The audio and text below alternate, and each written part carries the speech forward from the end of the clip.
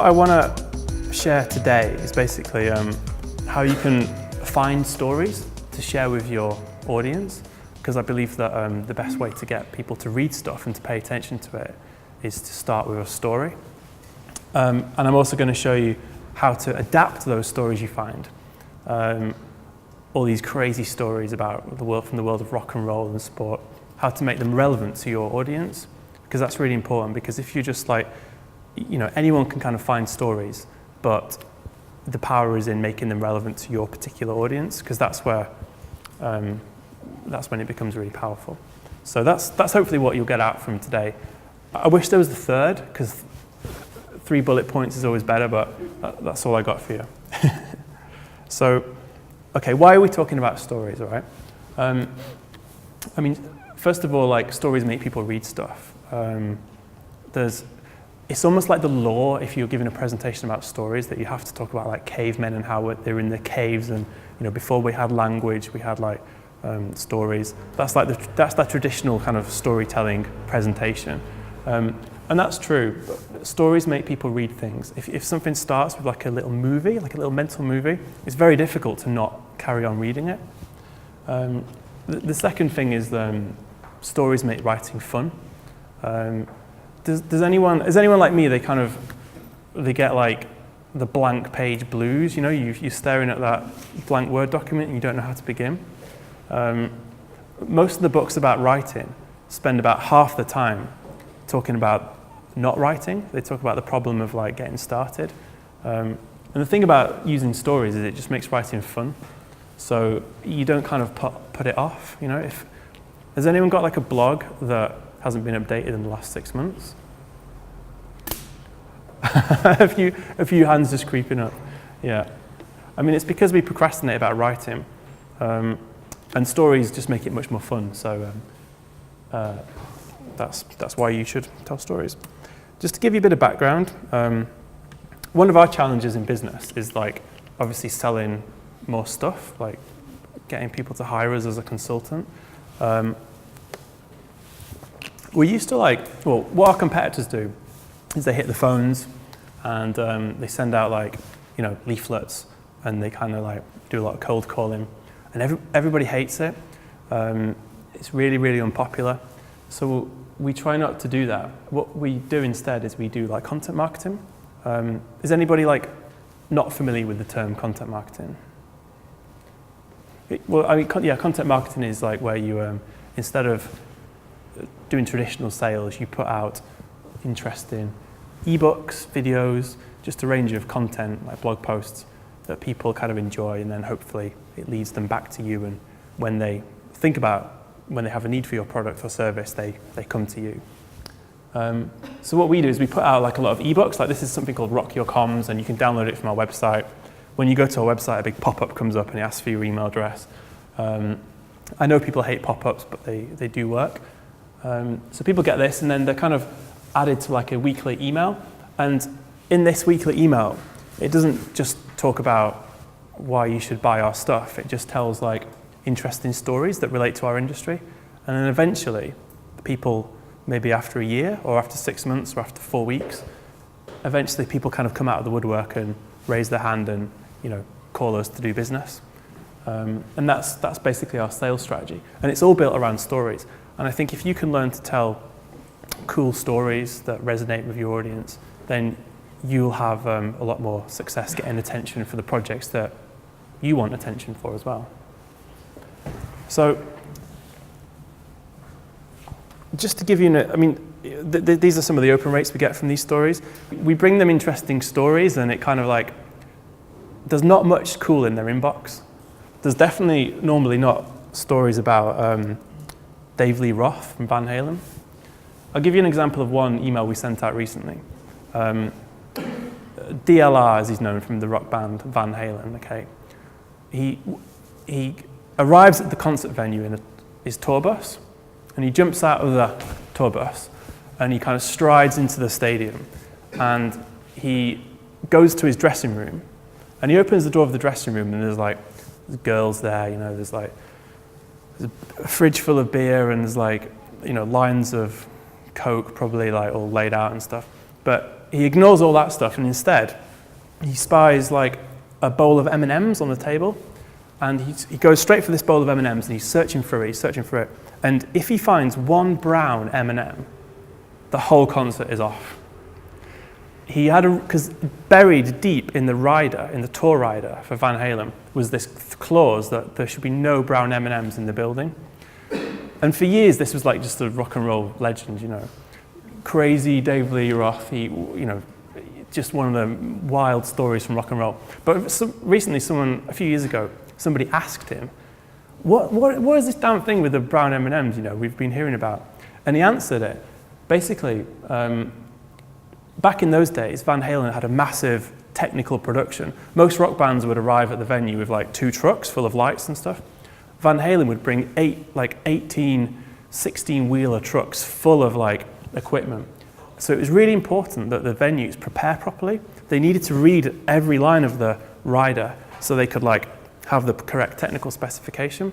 So if there was like some brown M&Ms in the bowl, he knew that they hadn't read the rider, and the whole concert basically had to be cancelled because it wasn't safe. So now this kind of story, I think it's a pretty cool story, and you know, not one that most people would be exposed to in their normal day-to-day lives. It's got a few things going for it. It's about rock music, which most people would consider is a fairly interesting topic. You know, it's got some outrageous behavior in it, because for a long time in the story, you think he's going to cancel $1 million show because of some brown M&Ms. There's a bit of movement, you know, where he walks from the tour bus, and there's a twist at the end which makes you want to share the story. This story worked out really well for us. Basically, we sent an email out. You had to click the link to get the twist, you know, why is he worried about these brown M&Ms? Here it is on the blog. And I think let's actually go to the... We kind of got some... Yeah, here we are. We made some point about... we linked it back to our products and services somehow. I think it was really tenuous. I think it said like, you know, what's your brown M&M test? You know, find it. You need to come on one of our training courses or something. And we sold like 2 £3,000 seats on our course just because of this. And if you look at the kind of stats, you can see like these are the opens. When an email has like more than one open, it means that someone's forwarded it. So you can see this guy at the Department for Energy and Climate Change has sent it to like 21 people. Someone at EDF has sent it to like 11 other people. So the point I'm making is telling these kind of stories will get you attention, and it will get people to like share your stuff and spread it. I mean, basically, stories are important because people are really distracted. There's this stat that the average US citizen consumes 12 hours of informational media every day. I mean, that's a lot of like noise to cut through, and stories are the best way of doing that. So I'm going to show you how to find these stories and how to apply them to your audience in a second. But just before we do that, I mean, people talk about like the subject line in an email.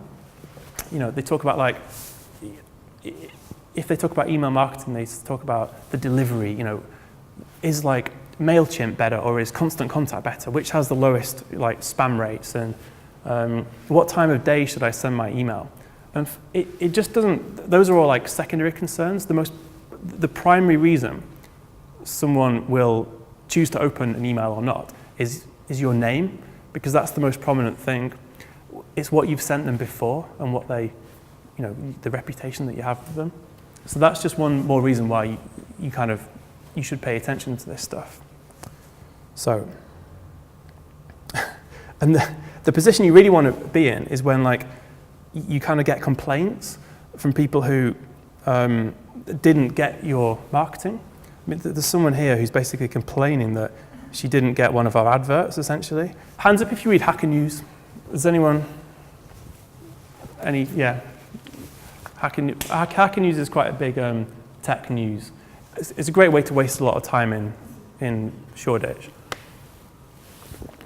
What I've noticed as I look at all the links and a lot of the blog posts I see nowadays is that it's all about the copy these days. I mean, I clicked on like 5 links today on this big news website, and everything looks like this. Look,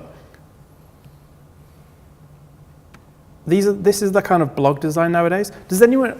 I actually don't know if this has a name. This kind of design. There's like big words and no pictures. Is that called anything? Any designers? I think maybe it's called like clean design or something. Anyway, you've got nowhere to hide. If you're not interesting, you can't just put some pictures up or make the font different, because this is how stuff looks now. So, all right, I feel like I've built up stories enough now. So now I'm going to tell you how to do it.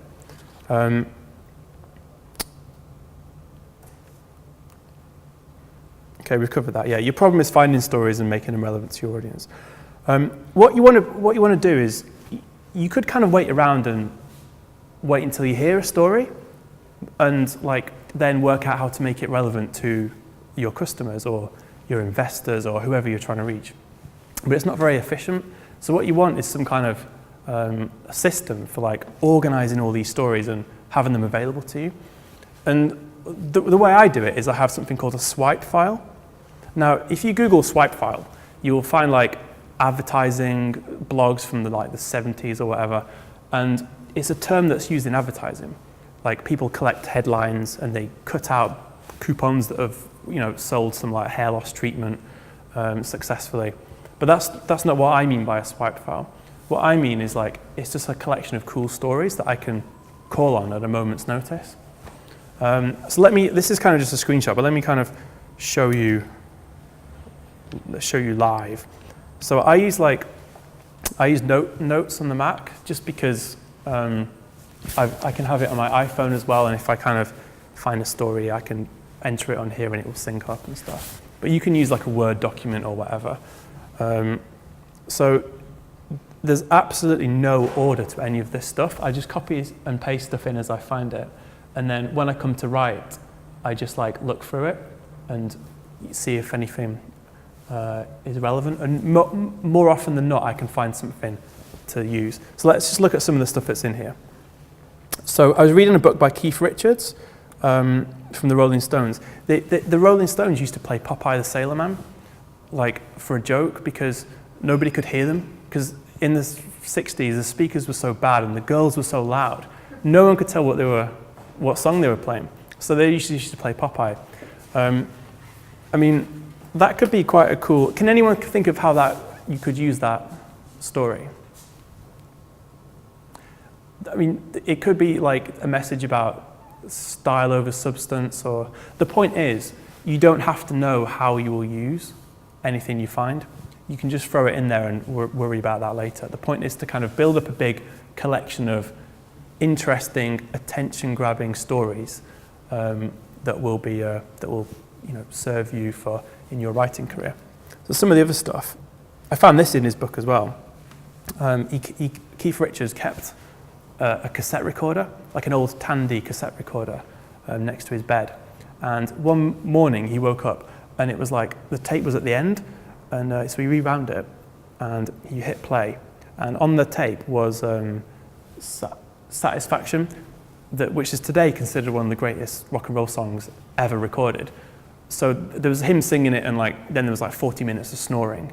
But he'd written it in his sleep, basically. So that could be a good story. I mean, about how inspiration strikes anywhere. How we do our best work and we don't really know where it comes from. Again, you don't have to know what you'll do with this stuff. You just have to collect it. I've got another thing in here. I read a book that said that Thomas Edison used to show off ideas to investors that he had no intention of proceeding with. It's just because they made a cool demo, and he'd get their money, and then he'd use it for the thing he really wanted to make, which didn't demo so well. So, those of you in the investment community, there's something obvious you can do there. I've got this thing as well. If I wake up 3 mornings thinking about you and I'm not having sex with you, you've got to go. So if any of you in the careers space, that could be a good one. So hopefully you can kind of understand the benefit of having keeping a swipe file. But the next question is,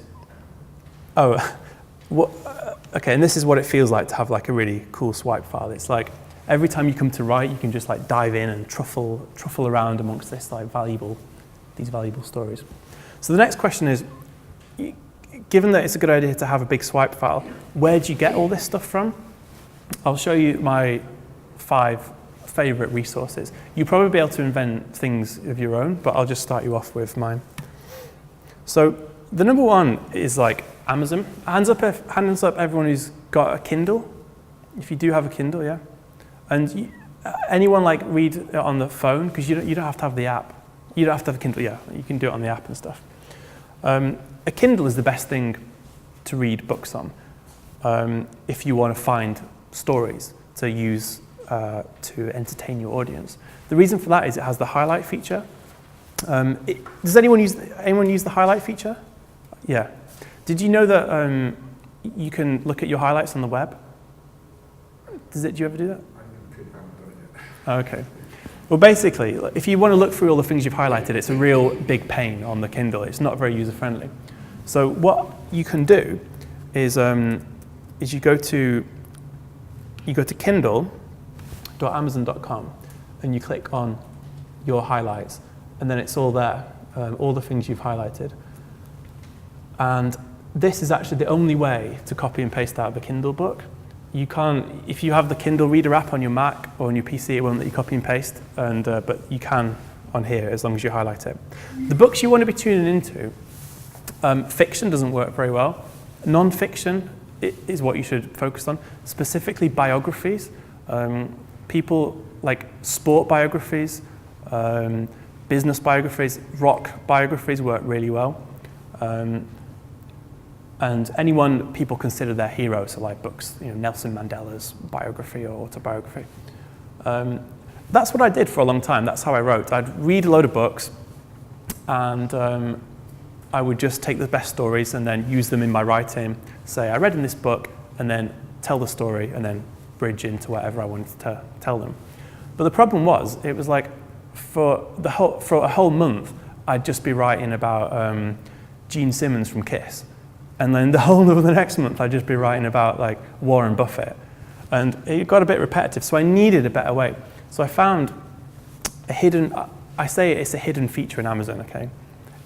It's kind of, I think there's some truth in that. It's kind of not very well known, but I like to call it a hidden feature. It's called popular highlights.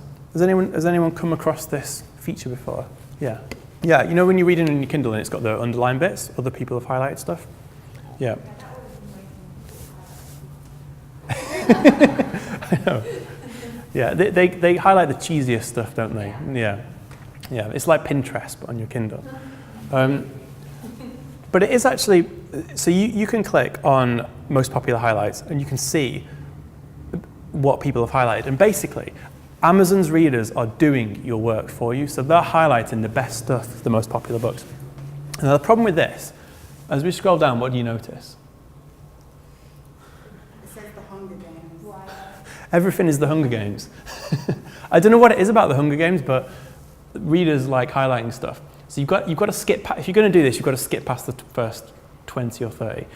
And you soon get to books like, 7 Habits of Highly Effective People, and other books like that. You get some good quotes and stuff. So that's okay, but the stuff in here tends to be quite mainstream, and maybe it's not so specific to your audience. So there's another thing you can do. This is what I spend most of my time doing when I want to find anecdotes and stories that will entertain my readers. If you go up here, you can type in like any name. So let's say there's a guy called Danny Meyer, who is like a restaurateur, and he founded like the Union Square Cafe. And he wrote a book called Setting the Table. And basically like it's linking hospitality with business. And when you get like two industries or pursuits kind of intersecting like that, it's very powerful because people like parallels of their business. They like to kind of see their industry at right angles with another one. So let's see. So if I click this, it's not going to take me to the Amazon book page. Instead, it takes me to a special page where I can see what people highlighted in this book. And the cool thing about this is, so not only do we not have to read this book, we don't have to buy it either. So we can kind of like mine the best bits of this book for free. And you can spend hours just going through Amazon, stealing all the bits of the books for your diabolical purposes. A lady who came on my course, she typed in Danny May. I'd never heard of him, but he's big in catering. And she found this quote from him that someone had highlighted. This is the worst book I've ever read. That's like a comment. He says, within moments of being born, most babies find themselves receiving the first 4 gifts of life: eye contact, a smile, a hug, and some food. Now, that's kind of it's a little bit cheesy for my liking. But she used that in a piece of employee communications. And the point she made was, babies receive their first 4 gifts of life: eye contact, a smile, a hug, and some food. And that's exactly what we offer. And the CEO used this line in his employee summits, like the big live show they do for their employees. So this is a great way to kind of get stuff from books, basically. So that's. Let me show you one story that I got. I found a story from James Brown, okay, the godfather of soul, and it's actually a book by Mick Jagger, and he's watching James Brown at the Harlem Theatre in New York, and he finds out that basically he's halfway through a song and he's kind of like grooving along the stage, and he's turned his back to the audience, James Brown, and he's just like dancing with his band, clicking his fingers at them, and everyone just thinks it's part of the show, he's getting in the groove. But Mick Jagger notices something.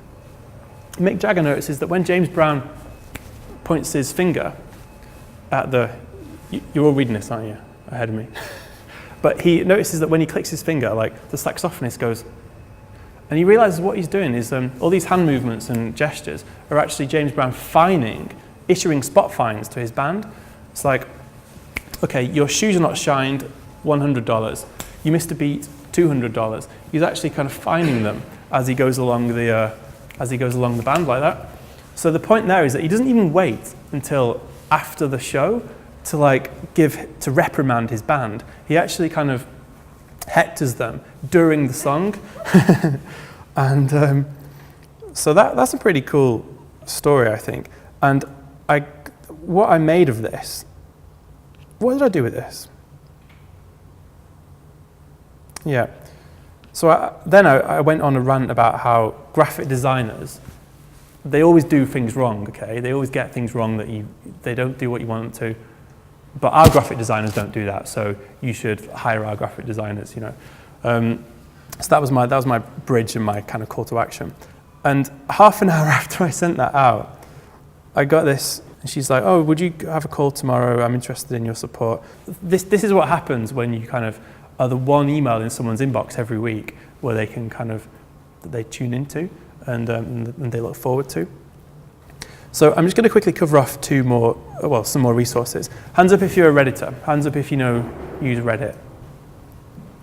They're all coming out the woodwork. All the Redditors. All right. I ignored Reddit for as long as I could, okay? I thought it was just like a massive waste of time. And I think for a lot of people it is, would you say? I mean, it's good fun. I mean, photos of cats and stuff. But Reddit is divided into lots of different boards, isn't it? Like subreddits. And I found this Reddit called Today I Learned. And this is just like a hugely, it's just brilliant what people post on here. Most of the stuff in here you can use for your audience. I found one, people just post what they learnt. And so someone says, the Bugatti, at its top speed of 254 miles an hour, the Bugatti Veyron averages only 3 miles per gallon. So you could use something like that about, burnout, or to explain why your pricing strategy is sustainable, against your competitors. There's a lot you could do with that. I found another, someone posted a link here in this Reddit about the truce talks between North Korea and South Korea.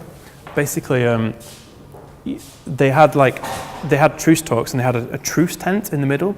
And what would happen was that the North Koreans would come in and saw the legs off just file a little bit of leg off the South Koreans' chair, so they'd be a bit lower, and then they'd kind of lose face.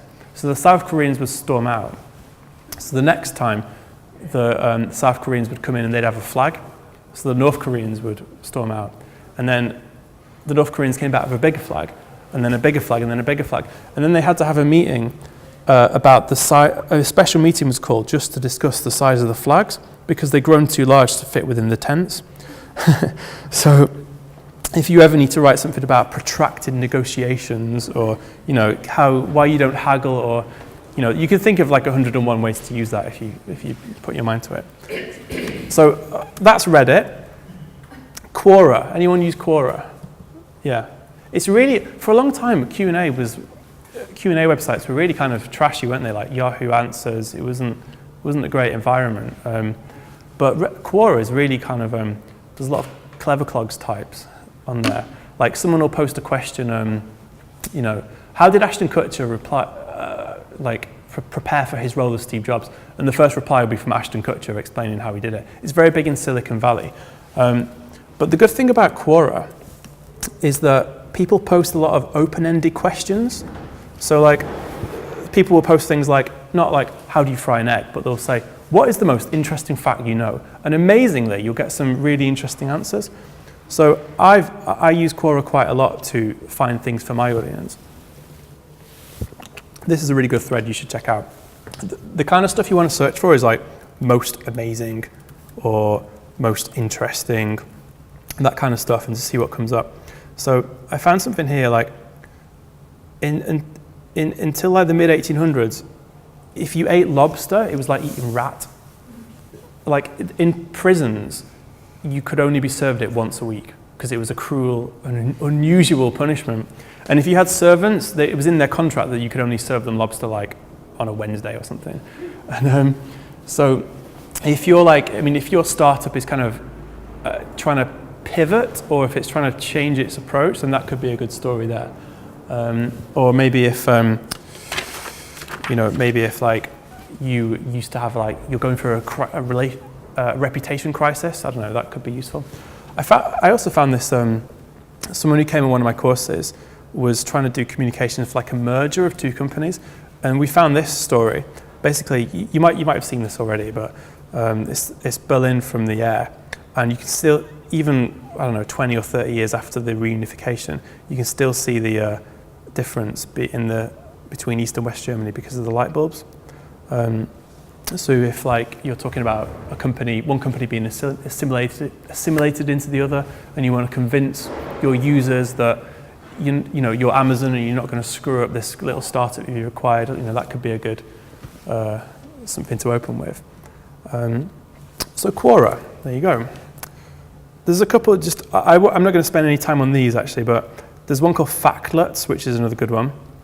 I'll send you these slides, by the way. If you registered through Eventbrite, then I've got your email address, so I'll send you these slides. There's one called Factlets. There's one called Now I Know, which is basically an email newsletter. You get one email from this guy every day, and it's just got really interesting stuff that you can nick for your own emails. Okay, so does anybody have before I come on to the next part, does anyone kind of have any questions so far? Can anyone see themselves doing this? Yeah. So far no one's asked the question that someone always asks, which is, go on. I'm just wondering how important it is for you to know that these things are true. I've definitely shared stuff that's been total crap, and someone's got back to me on it and said, Snopes.com / look, this is actually rubbish. And it does happen. I mean, you've just got to be as careful, look on Snopes to see if it's, Snopes, it's the kind of, it's it just exists to dispel rumors and things. So you can do some due diligence on it. But the way I do it is say, I credit the source, so it's their fault if it's wrong. It's not my fault. I mean, it happened to me, check this out. so here's one, right. NASA had this big problem, okay, in the 60s. They had this, they found that pens wouldn't write in space, right, because of zero gravity. So they spent like $1.5 million developing a pen that would write in space, and they did it. It took like a year, and it cost a lot of money, and they had this, it's the Fisher space pen, and it works in space. And the Russians had the same problem. So they used a pencil, and like it's a good story about like how organizations approach things in a kind of over-engineered way and stuff. The only problem is it's not true. Of course they knew about using a pencil, but like bits of the lead would break off and go in the machinery, so that's why they needed a pen. But it's just not as a satisfying story that way.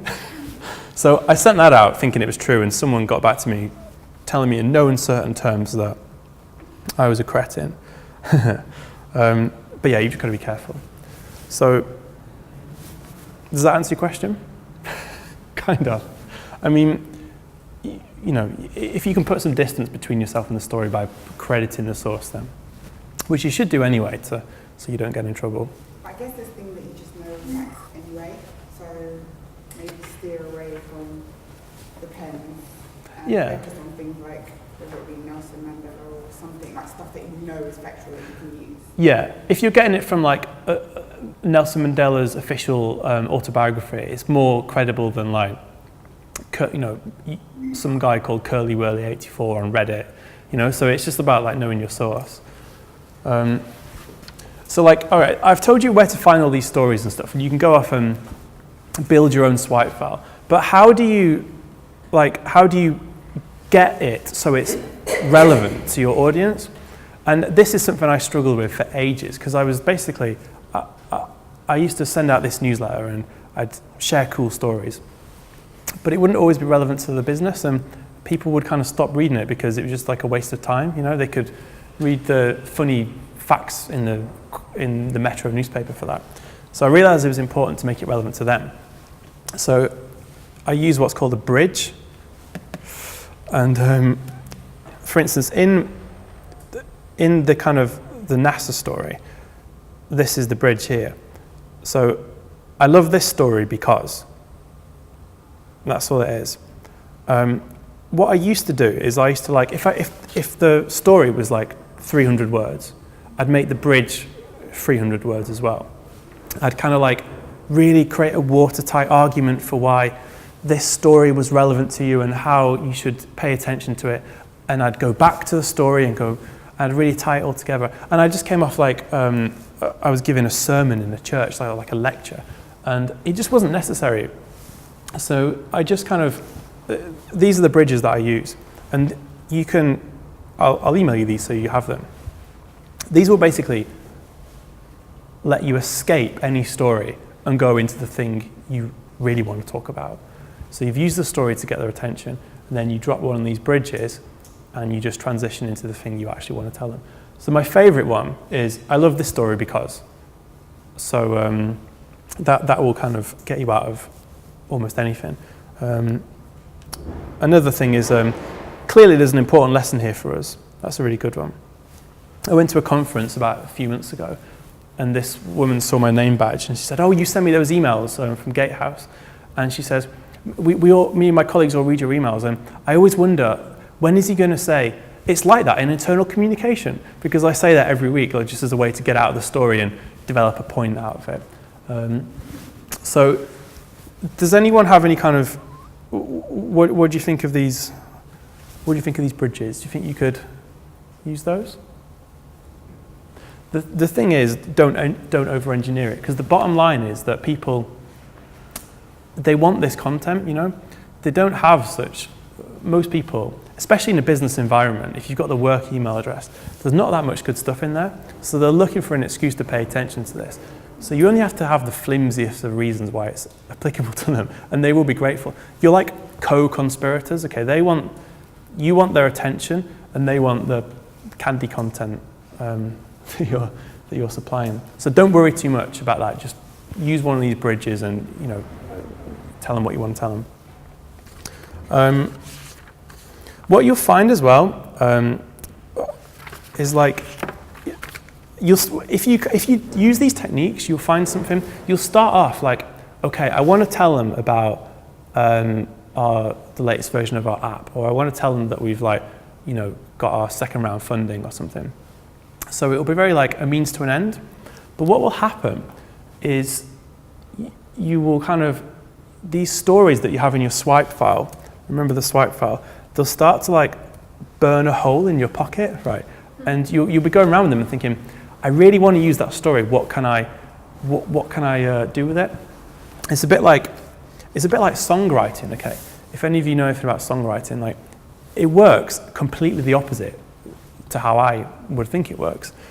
There's a story about John Lennon, and he's like holding court one night, and he's got some fans there. And he says to a fan, you can ask me one question about the Beatles.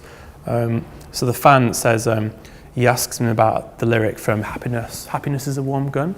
And he says, John, the image of the velvet hand and the lizard, it means so much to me. Can you tell me what it means and where it come from? And John Lennon is this guy's greatest hero in life. So John Lennon says, it doesn't mean nothing. It just sounds good coming off my tongue. And you hear this time and time again in music. Like the lyrics to all these legendary songs were just like an afterthought. It was the melody that came first. Like when Paul McCartney wrote Yesterday, the original lyrics was like scrambled eggs, scrambled, scrambled, scrambled, scrambled eggs, because they were just scat, some words, and they built the melody first, and then they just like threw in some, I mean, there's a bit more care than that, but they kind of just applied some lyrics to it. And there's a good writing lesson for all of us here, because a lot of people think that when you write, you've got to first figure out what you want to say, and then figure out how to say it. And that is sensible enough, and it's how I work a lot of the time. But increasingly these days, I do it the other way around. I kind of flip it around. I'll figure out like a cool story, and then I'll look around for something to say. So that's kind of coming to the end of of what I've got for you. I just want to in terms of like tactical stuff, hands up if anyone like uses email at the moment in terms of channels. Yeah. Do you see anything in here that you could use for that channel? I mean, stories are great for email. I will say that. I mean, it's like your inbox. Everybody talks about email dying, right? We're all waiting for email to die, and like it's still the biggest social media platform in the world. And Google's great at stopping spam. I mean, if I want a piece of email, it's there in my inbox, and it's where people's worlds come together. You've got emails from your mum and dad next to your like business partners, and it's a really kind of powerful place to be. And if you can tell stories that get in their inbox, that's you're really ahead of a lot of other people there. The other thing I just want to leave you with as well is has anyone seen like the LinkedIn influencer feature? Yeah, well, in a few weeks' time, LinkedIn is rolling out something called LinkedIn Publishing Platform. It's basically a LinkedIn influencer for everybody. You know how like only Richard Branson can be a LinkedIn influencer? Well, soon everybody can do that. What they're looking for is everybody in a particular industry. Like, let's say you work in like valve manufacturing, and you log on to LinkedIn. They want to show you like the Richard Branson of like industrial valves. It's talking about I don't know, whatever people in industrial valves talk about. So there's a real opportunity here. When LinkedIn opens up its LinkedIn influencer program to everybody, it's the people who have these kind of stories that are gonna get the most attention and win the most business. And I just want to leave you with one thing. I had this email from a guy. I did a few videos on YouTube. I don't know if you saw them, but I had an email from this guy, and he's basically. Normally, I tell people this stuff, and they kind of like nod their head, and they don't really put it into action. But this guy, he totally nailed it. Like, I thought I'd written all this stuff myself. He does like Deloitte's not I know a few people at Deloitte. It's not the most exciting place in the world, but he's got 4,000 people waiting for him to send an email every Wednesday. And so he tells stories like Muhammad Ali's star on the wall. His star is on the wall of the Kodak Theatre because he didn't want to be on the pavement, because he didn't want to be walked on. This story is, basically, I love this story because it's a reminder of how confidence and success go hand in hand. So it's just like a reminder of no matter how dull or traditional you think your audience is, cool stories are definitely going to resonate with them. So, good luck to you. Like I say, you've all got my email address, so do feel free to ask me any questions, and that's it.